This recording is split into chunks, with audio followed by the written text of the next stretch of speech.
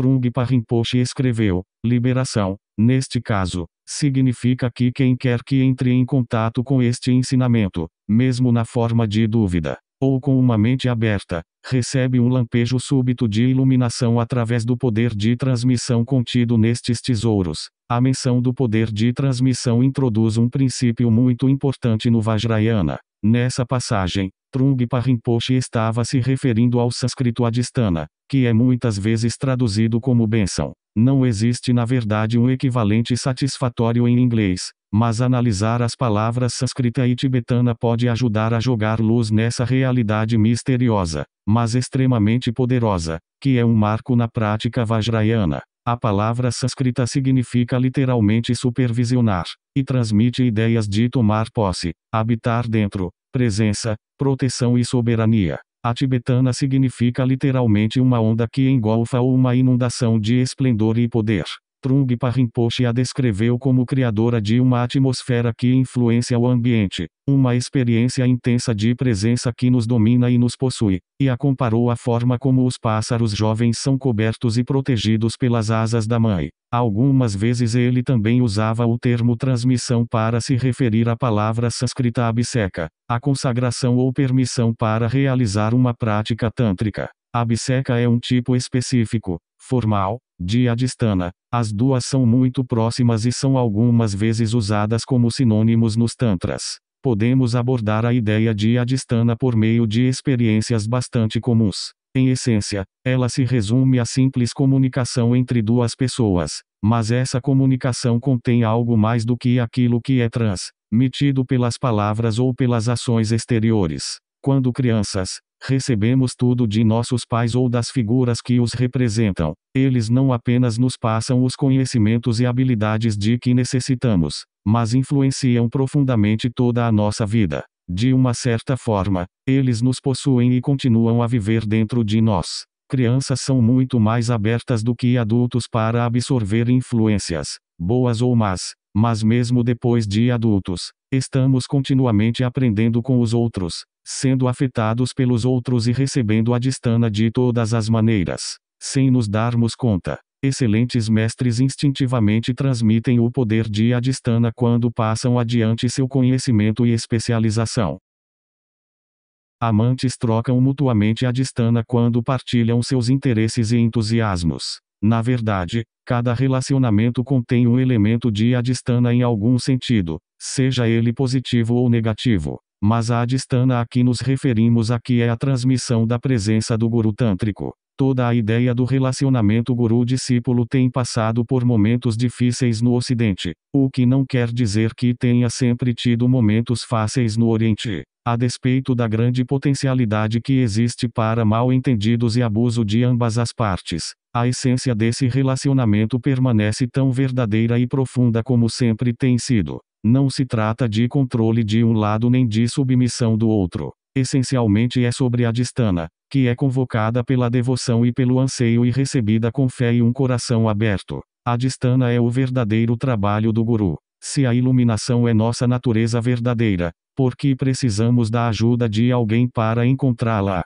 Soa muito razoável dizer que ninguém pode realmente nos dar nada, e que não deveríamos chamar ninguém de nosso mestre. Ainda assim, permanece o fato de que, embora sejamos todos Budas, ainda não o percebemos. Se pudéssemos atingir a liberação por nós mesmos, por que ainda não o fizemos até agora? Por que é tão difícil? Por que temos permanecido aprisionados pelo poder da ilusão durante todas as nossas vidas, por eras incontáveis? Embora a iluminação realmente habite dentro de nós, ela tem de aparentar que vem de fora, por causa do apego ao ser.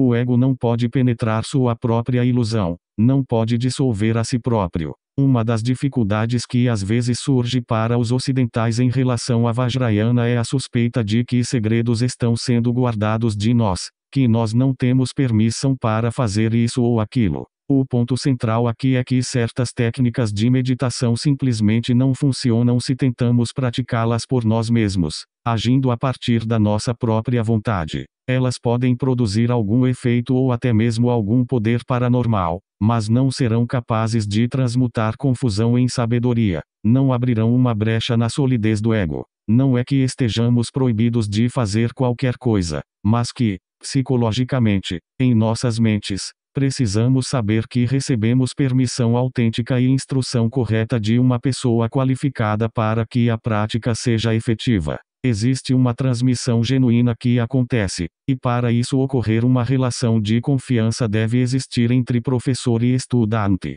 Através do poder de Adhisthana, o Guru nos fornece confiança em um nível muito profundo. Quanto maior a confiança que temos nele ou nela, mais a nossa própria confiança irá aumentar.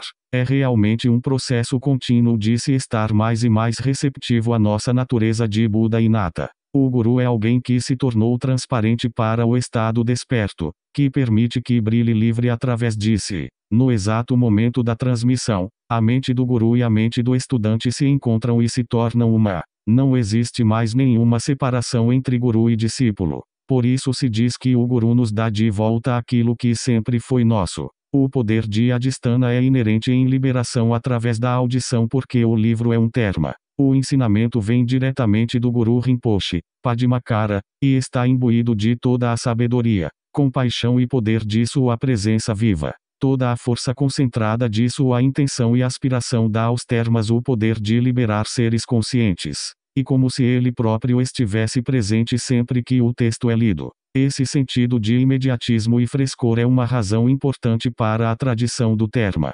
Inevitavelmente, ensinamentos se perdem ao longo dos séculos. Sua linhagem de transmissão pode ser interrompida ou distorções podem ocorrer. Mas quando um ensinamento terma é revelado, vem direto da fonte definitiva, a mente desperta primordial. A autoridade de um terma recém-descoberto é tão grande quanto a de outro descoberto séculos atrás. Liberação através da audição diz de si próprio. Encontrar com ele é uma grande boa sorte. Ele é difícil de encontrar, exceto por aqueles que purificaram os véus obscurecidos e desenvolveram a bondade. Isso quer dizer que não é qualquer um que pode encontrá-lo por acaso. Ouvi-lo ou lê-lo definitivamente pressupõe que, nesta vida, ou, em vidas passadas, tivemos alguma conexão com ele. Mesmo se apenas o pegamos na estante de uma livraria, isso não será totalmente por acaso. As conexões que fizemos durante todo o incomensurável curso de nossa existência são extremamente significativas. Por meio de seu poder, sementes são lançadas, e mais uma vez por meio de seu poder essas sementes podem dar frutos a qualquer momento. E por isso que Trungpa Rinpoche dizia que qualquer forma de contato com esse ensinamento irá proporcionar um súbito lampejo de iluminação. Não precisamos acreditar nele, mas alguma coisa definitivamente terá entrado em nossas mentes como resultado. Isso não quer dizer que iremos nos tornar plenamente iluminados naquele momento. Nossa confusão provavelmente irá nos impedir de reconhecer aquele súbito lampejo, mas ele será despertado novamente em algum ponto do futuro. Não há dúvida, como dizem os Tantras. A liberação através da audição é apenas uma das 6 formas de liberação ensinadas pela tradição Nyingma. As outras 5 são liberação através da visão, liberação através do tato, liberação através do paladar, liberação através da lembrança e liberação através do uso. Todas essas formas possuem o mesmo potencial de incitar um vislumbre de autoliberação espontâneo através do poder de Adhisthana, originado do Guru Rinpoche, que é a personificação de todos os gurus. A liberação através da visão é realizada ao se ver objetos terma como imagens, pinturas, diagramas simbólicos ou textos. O texto de liberação através da audição pertence a essa categoria assim como a categoria de liberação através da audição. Porque, como o próprio livro diz, é uma instrução profunda que libera apenas pelo fato de ser vista ou ouvida. Liberação através da visão poderia também significar a visão do Guru Rinpoche em um sonho ou visão, disse nos ensinamentos Nying. Mas que simplesmente por ver a sua face a pessoa é liberada. A liberação através do tato se refere particularmente ao parceiro tântrico ou consorte. O consorte incorpora a sacralidade do mundo objetivo e a aparente alteridade da inspiração. A relação de amante e amado se torna extremamente importante nos tantras mais elevados, para superar os últimos traços de egoísmo na noção de se conquistar a própria iluminação por si só. Para um homem, sua parceira é vista como uma Dakini, personificação da energia iluminada feminina, enquanto o parceiro de uma mulher é visto como um Daka ou Eruka, a energia masculina correspondente. Padmakara é descrito como sempre cercado de Dakinis. Algumas vezes é chamado de o professor e domador das Dakinis. Algumas vezes elas são vistas como suas inspiradoras e ajudantes, e algumas vezes aparecem espontaneamente como manifestações de sua energia de sabedoria. Ele e elas são um, porque embora apareçam em formas diferentes, são ambos manifestações do estado desperto. Portanto, seja homem ou mulher, se a pessoa está exercendo a sua prática nessa tradição, o relacionamento com um consorte cria uma conexão direta com o próprio Guru Rinpoche. A liberação através do paladar é realizada ao se comer substâncias especiais como anrita, ambrosia ou néctar da imortalidade. Elas são muitas vezes preparadas na forma de pílulas por grandes lamas, que as imbuem com o poder de seus adhestanas e as dão a seus discípulos para uso em doenças sérias ou no momento da morte. Também podem ser colocadas na boca de um cadáver depois da morte. Muitas pílulas de anrita foram preparadas e escondidas por Padmakara e redescobertas junto com outros tesouros. A liberação através da lembrança se refere a certas instruções que se relacionam especificamente com a hora da morte. Elas têm o propósito de serem aprendidas durante esta vida e praticadas o suficiente para se ganhar confiança nelas, com o propósito de serem trazidas à mente na hora da morte. Entre elas está a transferência de consciência. O pai de Karma Lingpa descobriu termas sobre transferência. Essa prática é discutida de modo mais extenso na parte 2, quando chegamos ao texto de liberação através da audição, em que se diz que ela libera espontaneamente assim que é trazida ao pensamento. A liberação através do uso indica a utilização de yantras, diagramas, pinturas e mantras escritos que são geralmente guardados em uma bolsa ou amuleto e usados próximos à pele. Assim como são usados durante a vida, são muitas vezes presos ao cadáver. Textos contendo esses mantras estão incluídos na coleção de termas de Karma Lingpa. Recomenda-se que sejam lidos em voz alta junto com liberação através da audição, porque os dois combinados são como uma mandala dourada incrustada de turquesa. Bardo, a experiência do agora. A palavra-chave final no título é bardo, a que realmente define estes ensinamentos e os organiza. Trungpa Rinpoche e eu escolhemos manter o termo tibetano em nossa tradução porque já era bastante conhecido. Para este livro, pensei originalmente em traduzi-lo como estado intermediário. Entretanto, quando li alguns poemas recentemente descobertos de Ted Hughes, incluindo um chamado Croen de Bardo, senti que Bardo havia verdadeiramente entrado na língua inglesa e decidi retornar a ele. Tenho duas reservas a respeito do uso do termo tibetano, que menciono de forma a dissipar possíveis mal-entendidos. Um é que ele pode associar estes ensinamentos sobre o estado de pós-morte exclusivamente com o Tibete. Acontece que liberação através da audição, o mais famoso trabalho sobre o assunto, foi escrito em tibetano, mas as ideias que ele contém se originaram na Índia e fazem parte totalmente do budismo que foi transmitido da Índia para o Tibete. Minha outra reserva é que pode sugerir algo estranho e exótico, em vez de ser uma ferramenta que é prática e acessível. É crucial para o nosso entendimento de liberação através da audição que o bardo não seja visto como apenas uma experiência mística ou algo que acontece depois da morte, mas como uma parte da vida diária. Originalmente, o bardo se referia somente ao período entre uma vida e a próxima, e isso ainda é o seu significado normal quando é mencionado sem nenhuma qualificação. Havia considerável disputa sobre essa teoria durante os primeiros séculos do budismo, com um lado argumentando que o renascimento, ou concepção, se dava imediatamente após a morte, e o outro dizendo que devia haver um intervalo entre os dois. Com o crescimento do Mahayana, a crença em um período transicional prevaleceu. Mais tarde o budismo expandiu o conceito inteiro para distinguir 6 ou mais estados similares, cobrindo todo o ciclo da vida, morte e renascimento. Mas ele também pode ser interpretado como qualquer experiência transicional, qualquer estado que se situe entre dois outros estados. Seu sentido original, a experiência de estar entre a morte e o renascimento, é o protótipo da experiência do bardo. enquanto os 6 bardos tradicionais mostram como as qualidades essenciais daquela experiência também estão presentes nos outros períodos transicionais. Refinando ainda mais o entendimento da essência do bardo, ele pode então ser aplicado a qualquer momento da existência. O momento presente, o agora, é um bardo contínuo, sempre suspenso entre o passado e o futuro.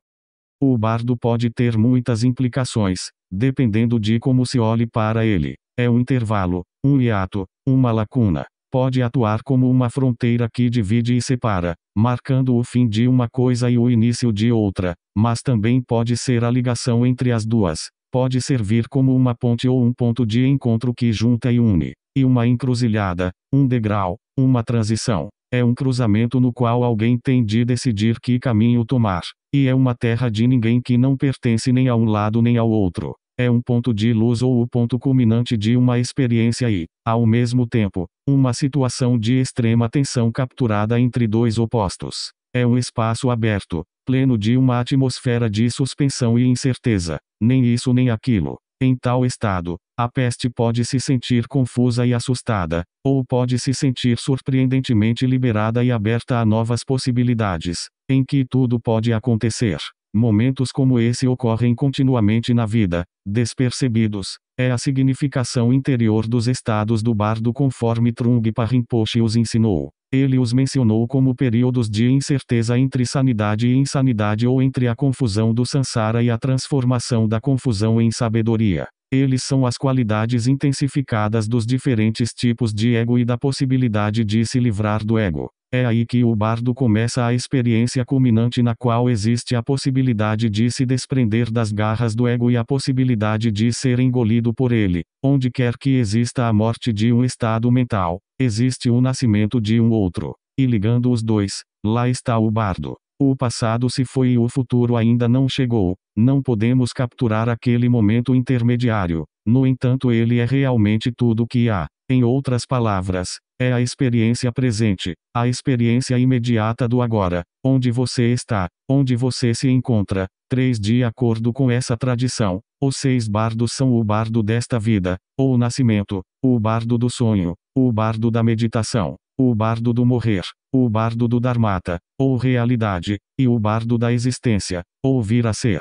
Outras tradições reconhecem alguns outros adicionais, mas o princípio é o mesmo. Os bardos são diferenciados uns dos outros dessa forma porque indicam modos de consciência distintos, assim como o estado da consciência de vigília difere do estado da consciência de sonho. Esses estados podem durar um período curto ou longo de tempo, tão longo quanto toda uma vida, como é o caso do primeiro, e ao mesmo tempo todos eles partilham a qualidade misteriosa e imensamente poderosa da intermediação. Ou poderíamos dizer que, aprendendo a ver esses estágios da nossa vida como bardos, podemos ter acesso a esse poder, que está sempre presente, despercebido, em cada momento da existência. Outro texto terma no mesmo ciclo dá instruções detalhadas para a prática dentro dos 6 bardos, e foi traduzido para o inglês com o título de Natural Liberation. Essas práticas possuem muitas semelhanças com os mais famosos 6 armas de Naropa, mais conhecidos como as 6 yogas, que eram originalmente chamados de instruções para a liberação nos 6 bardos.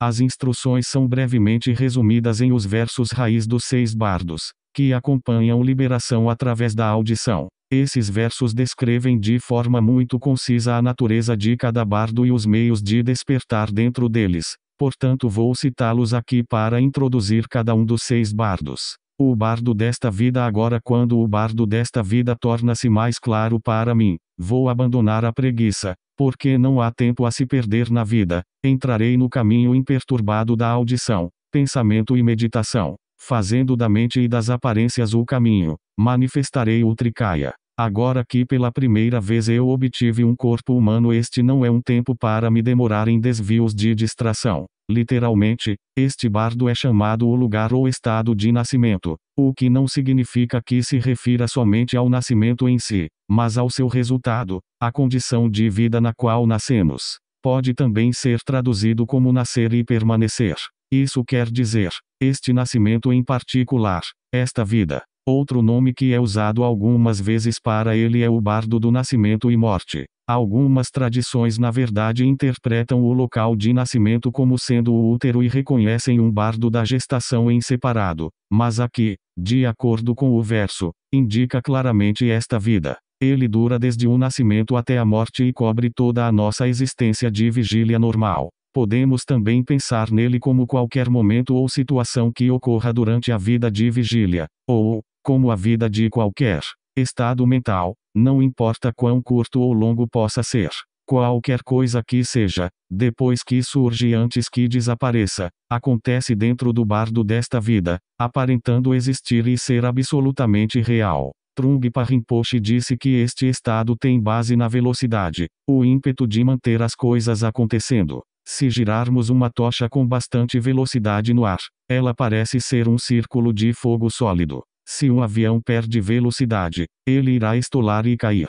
Nesse caso, a velocidade é necessária para manter a ilusão do que somos. Ela nos mantém acreditando na solidez e na permanência de nossa existência individual e do mundo exterior. A essência ou ponto culminante desse bardo é dada quando uma lacuna ocorre subitamente. Nossa velocidade falha por um momento e a continuidade é quebrada. Naquele exato instante, existe a possibilidade de se enxergar através da ilusão, mas isso pode muito bem parecer assustador, como cair do céu no espaço vazio. O verso nos lembra que o nascimento como um ser humano é extremamente raro e precioso, e que devíamos usar essa oportunidade para seguir um caminho espiritual, que é o principal propósito desta vida. Audição, pensamento, ou contemplação, e meditação são os 3 aspectos indispensáveis do caminho no budismo. Primeiro, é claro, a pessoa tem de ouvir a respeito dele. Num sentido geral, isso quer dizer, estudar e aprender sobre ele a partir de qualquer fonte, o que pode incluir ler livros ou ver filmes, ou vídeos. Mas ouvir literalmente, escutar com a mente aberta as palavras de um professor vivo, produz um efeito muito diferente. Isso é especialmente importante no Vajrayana, em que o guru incorpora a presença de toda a tradição e transmite sua energia e inspiração. Já vimos como esse poder de transmissão se aplica ao texto de liberação através da audição.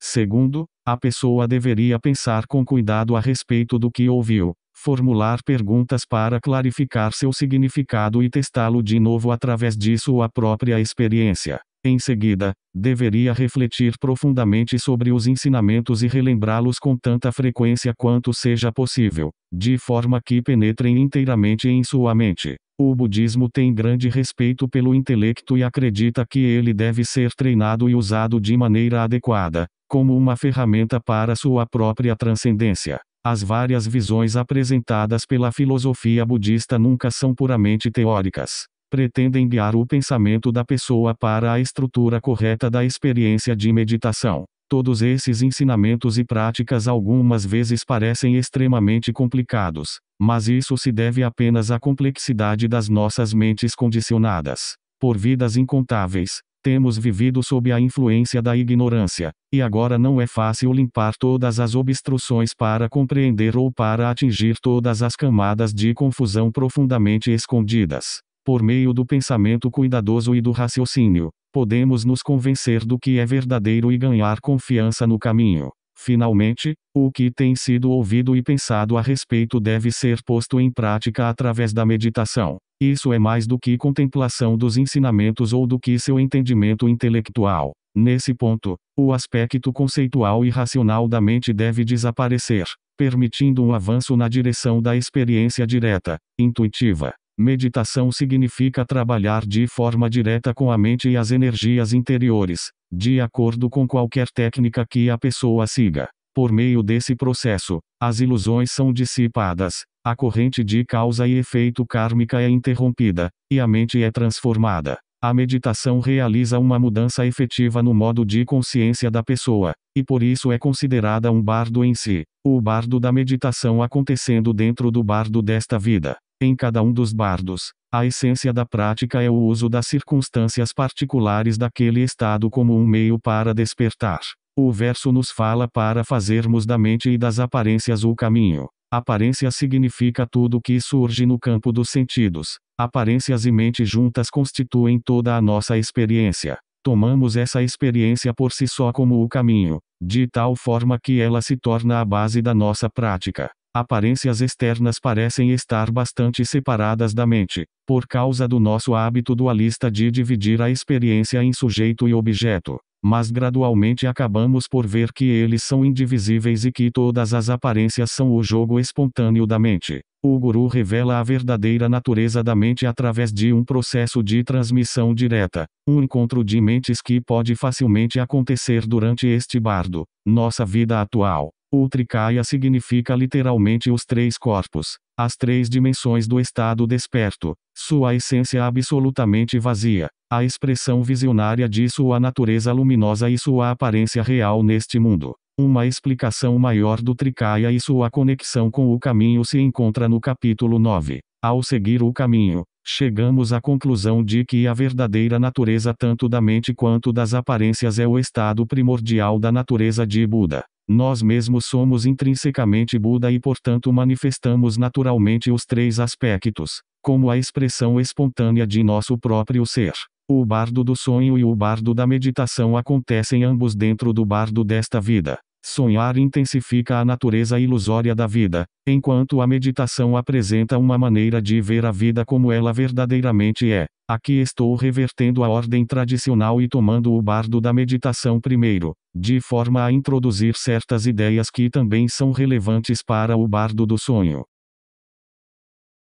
O bardo da meditação agora. Quando o bardo da meditação torna-se mais claro para mim, abandonarei a multidão de desordens e confusões, repousarei no estado ilimitado sem apego ou perturbação, ganharei estabilidade na criação e na conclusão. Neste momento de meditação, focado, livre de atividade, não caia sob o poder das emoções confusas. Meditação é um estado mental com maior claridade e percepção, diferente da nossa condição normal de consciência, uma brecha no fluir contínuo de pensamentos confusos e na completa identificação com o ego. Aqui, Trungpa Rinpoche a interpreta não como uma prática formal de meditação, mas como uma função natural da mente, uma inteligência inata que vê a clareza das coisas exatamente como elas são. Muitas vezes quando as pessoas têm tais vislumbres de abertura, elas os ignoram, tentam suprimi-los ou até mesmo temem que possam estar ficando meio malucas.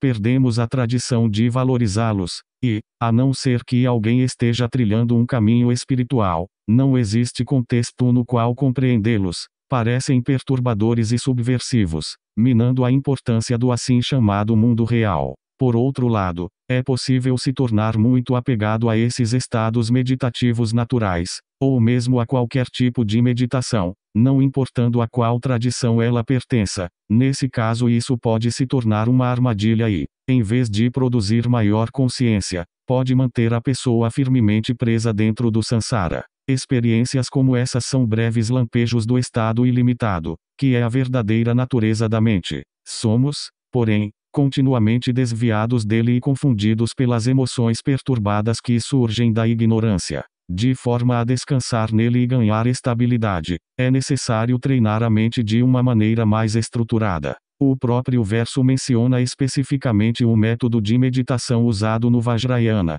que consiste nos dois estados de criação e conclusão. Esse método é chamado Yoga da Deidade, a prática de união com a Deidade. O significado das deidades no Vajrayana se tornará mais claro durante o curso dos capítulos seguintes e especialmente na parte 2. E um pouco confuso, porque a mesma palavra, do sânscrito deva, masculino, e devi, feminino, é usada para significar tanto as deidades do Sansara quanto as deidades do estado desperto. As deidades do Sansara são os deuses e deusas que podem ser encontrados em todas as antigas religiões do mundo, indiana, do extremo oriente, grega, romana, celta e assim por diante. O que as caracteriza como pertencentes ao Sansara em vez de a iluminação é o simples fato de que elas são cultuadas como seres reais, externos. Em outras palavras, não há compreensão do vazio último e do não ser.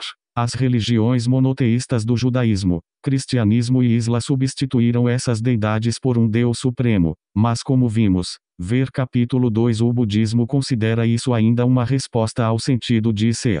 As deidades do estado desperto são sinônimas dos Budas. São a presença viva da Iluminago em todos os seus vários aspectos e fungos. Cada ura incorpora e enfatiza algum aspecto especial do estado de Buda. Ainda assim, cada uma é completa e perfeita por si só. A deidade escolhida como o foco da prática de alguém representa o despertar total. A essência de todas as deidades é a forma meditada da própria natureza desperta do praticante, sua divindade inata. No livro tibetano dos mortos, mantivemos o termo tibetano Idam, mas aqui eu a chamo de a deidade escolhida, do equivalente sânscrito Istadevata. Durante o estágio de criação, o meditante transforma o mundo comum em um mundo sagrado por meio da meditação criativa ou imaginação. Isso é com frequência mencionado como visualização, mas o sentido visual é apenas uma parte do processo criativo. William Blake chamava a imaginação de a sabedoria divina, que é exatamente o que se quer significar aqui. Ela envolve todos os sentidos e a totalidade do corpo, do discurso e da mente do meditante. A sensação real da presença da deidade e a confiança na realidade do mundo da deidade são a base da meditação. Os detalhes das imagens ajudam a estabelecer e estabilizar essa convicção. Cada elemento de iconografia tem um sentido simbólico, portanto provê uma conexão direta com o estado mental desperto. O sucesso de toda a prática depende da disposição de abrir mão de nossa visão comum de nós mesmos e reconhecer a natureza ilusória de nossas atuais percepções. Percebemos que estamos efetivamente criando nosso mundo diário todo o tempo com uma imaginação confusa, limitada e sonhadora, portanto seria muito melhor criar um mundo iluminado utilizando as técnicas de imaginação tântrica. Ao longo do estágio de criação, o meditante nunca deve esquecer que as deidades não são nem substanciais nem separadas dele próprio. Elas são as aparições espontâneas do vazio, a encenação da mente desperta. Todas as formas são feitas de luz, como os arco-íris. Portanto, gradualmente o conceito fixo de realidade física da pessoa diminui e o meditante começa a experimentar até mesmo o seu próprio corpo físico como insubstancial. A um certo ponto, as deidades e seu ambiente se dissolvem uma vez mais no vazio, e o meditante permanece em meditação disforme. Essa é a essência do estágio de conclusão. Os dois estágios andam juntos desde o início, mas finalmente o estágio de conclusão se torna muito mais profundo e extenso. A conclusão possui dois aspectos: um que utiliza práticas de yoga trabalhando direto com as energias vitais sutis, ver capítulo 9, e outro que simplesmente permanece no estado natural de percepção última. As técnicas de yoga levam a uma experiência consciente do processo de dissolução interior que ocorre na morte, culminando na experiência de luminosidade. Então, dentro do estado meditativo, o yogi ou yogini toma a forma de sua deidade escolhida, que é conhecida como o corpo ilusório. Finalmente, a pessoa medita que o corpo ilusório se manifesta em uma forma física, à medida que ela retorna à vida comum. O estágio de conclusão leva a pessoa através de um processo semelhante ao da sequência da morte, o estado de pós-morte e renascimento, uma sequência que também ocorre no sono, sonho e despertar. Praticando o primeiro na meditação e depois no sono, a pessoa aprende como transformar a própria morte em um meio de liberação. Somente através deste bardo da meditação a pessoa adquire habilidades para implementar as instruções para todos os outros bardos. Os 6 yogas de Naropa fornecem um arranjo sistemático do processo inteiro. Eles são praticados principalmente na nova tradição que brota da segunda difusão do Dharma no Tibete, enquanto a velha tradição Nyingma tem suas próprias práticas correspondentes. Existe uma diferença marcante de estilo entre as duas, na maneira como são apresentadas. Comentários sobre os 6 yogas são com frequência extremamente complexos e deixam óbvio que ninguém seria capaz de praticá-los sem um treino considerável. A literatura Nyingma, como liberação natural e os próprios ensinamentos de Trungpa Rinpoche sobre os bardos, algumas vezes parece possuir uma simplicidade enganosa. Suas ideias são expressas em linguagem muito inspiradora,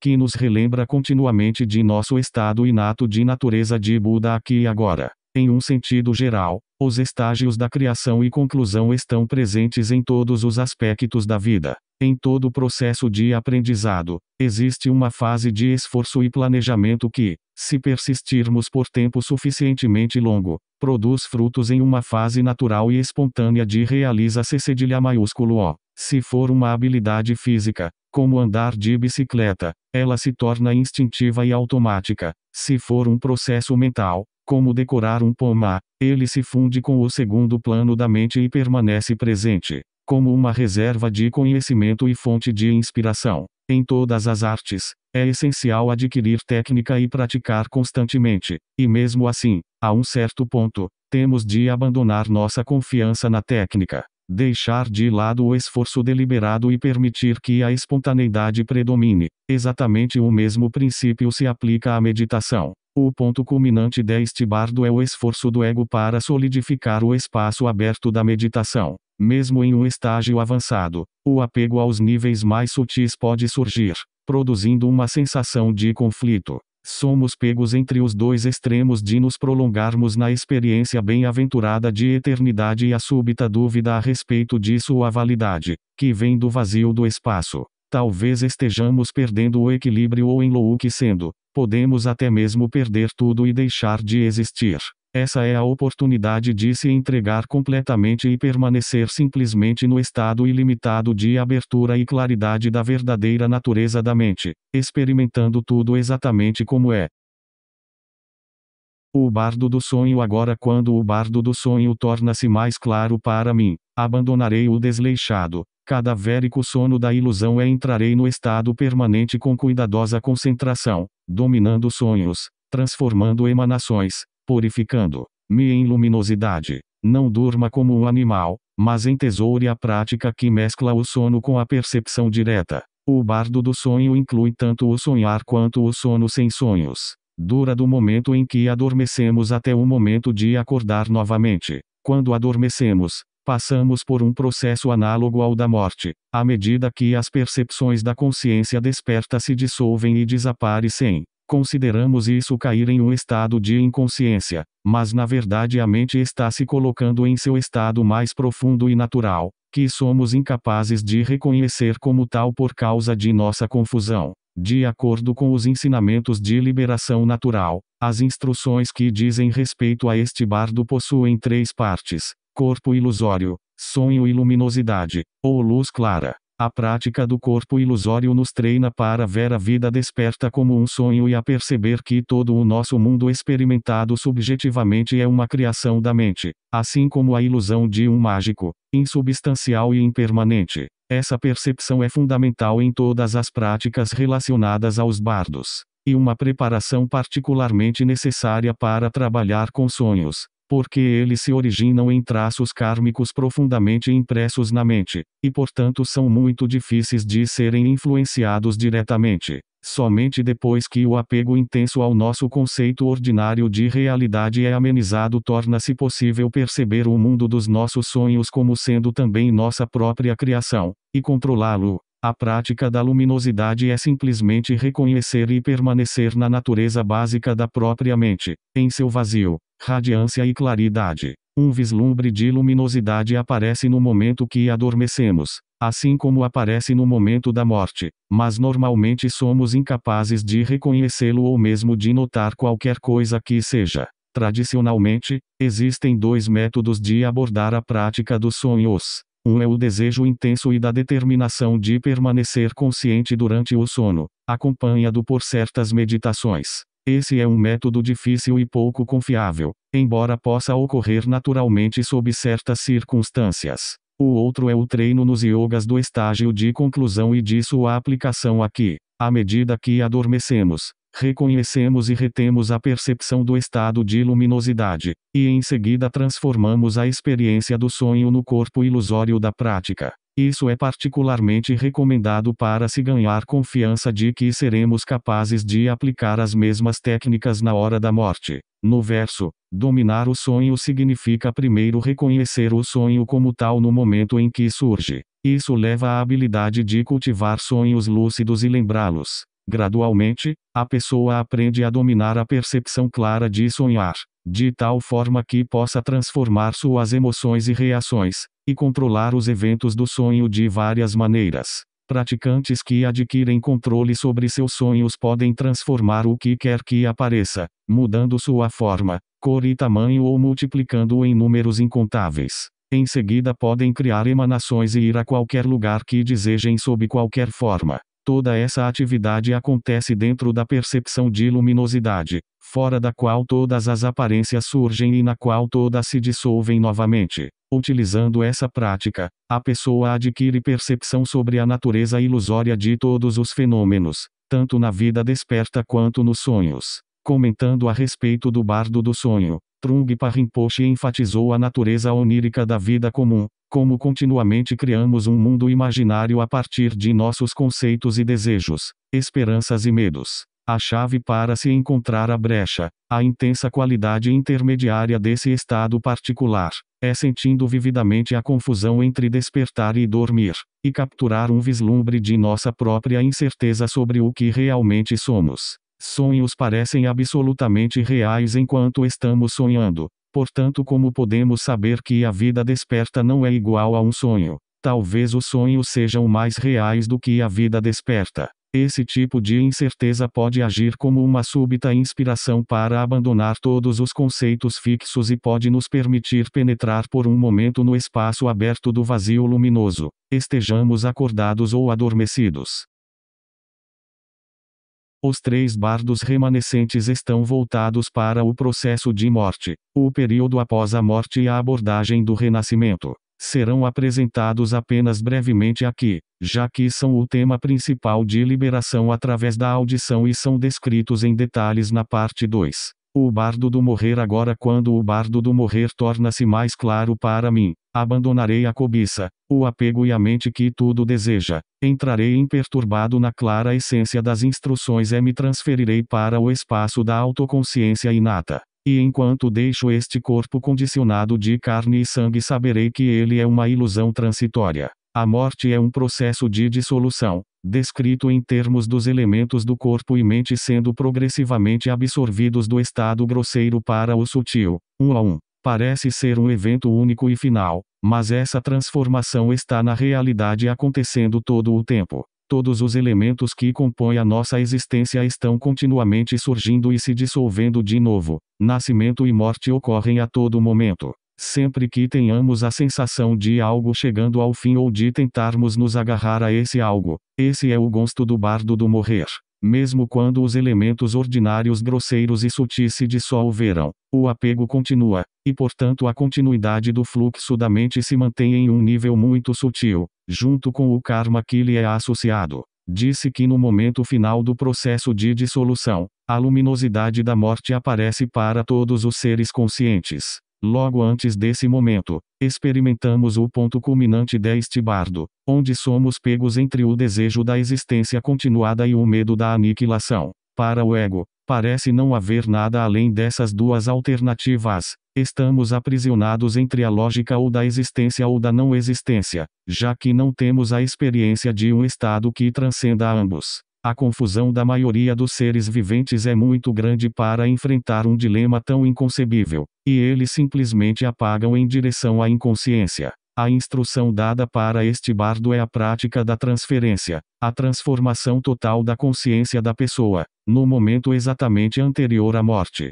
Essa prática pode ser feita de várias maneiras diferentes, de acordo com o nível de entendimento e experiência de cada um, de tal forma que a mente se funda, ou diretamente com o próprio estado desperto ou com algum aspecto particular dele, ao qual a pessoa sinta conexão e devoção. Se a mente da pessoa falecida não for liberada dessa maneira, ela irá despertar no próximo bardo depois de um período de inconsciência. O bardo do Dharmata. Agora, quando o bardo do Dharmata torna-se mais claro para mim, abandonarei todas as projeções de medo e terror.